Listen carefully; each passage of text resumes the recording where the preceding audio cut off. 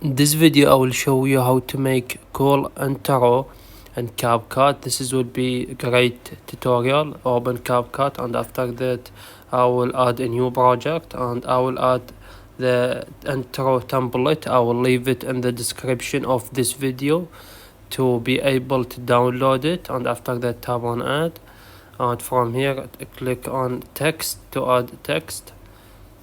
I will add text and I will call it intro from here, and after that I can change the fonts from here, the styles, the effects, the animations, the bubbles, the presets.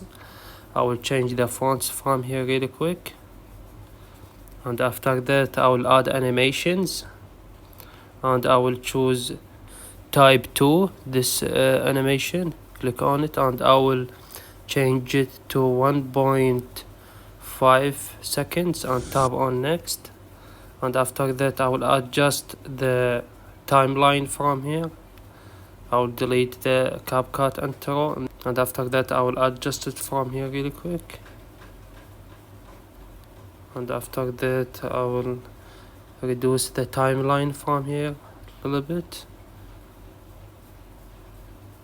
and after that I will play the intro.